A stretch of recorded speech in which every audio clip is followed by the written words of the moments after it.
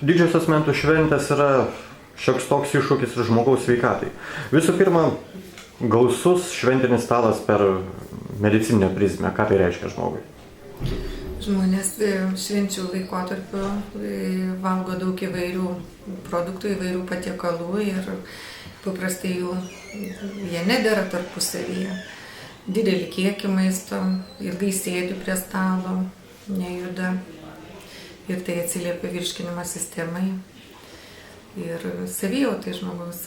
Na, po gerų švenčių, po naujųjų metų žmogus gali jaustis persivalgęs, gali jaustis tiesiog prastai. Ar yra kažkokių sprendimų, kas žmogui galėtų padėti? Na, aš manau, kad pats švenčių sutikimas turėtų būti kažkoks kitoks, nebūtinai sėdėti visą laiką už stalo ir kirst ten 12 ar dar daugiau patiekalų, bet kažkaip susiorganizuoti šventes taip, kad būtų ir pajudėjimo, ir žaidimų. Anksčiau taip nešvęsdavo tų kalėdų, kad sėdėtų ir visą vakarą valgytų, bet būdavo įvairūs žaidimai, ten burtai ir taip toliau. Na, o jeigu visgi per naujųjų metų sutiktuves žmogus, mūsų skaitytojas, ims ir apsivalgys. Koks sprendimas, kaip greičiau išeiti iš tokios būsenos? Po to apsivalgymo tada reikėtų viskai sumažinti vartojamo maisto ir gėrimų kiekį, virškinimo fermentai įvairūs, vaistažolių arbatas, judėjimas grynam lauke.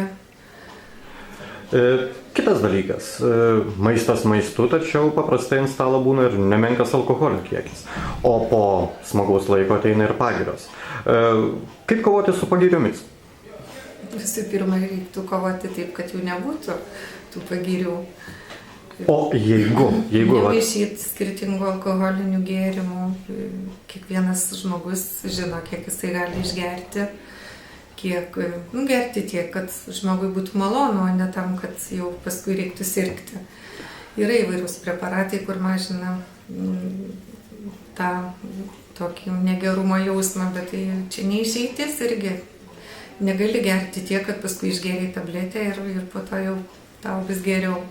Tiesiog čia gydo tik tai laikas, turbūt. Daug skysčių naudot po to neblogai, kam tinka, aišku, ir pieno produktai detoksikuoja, ir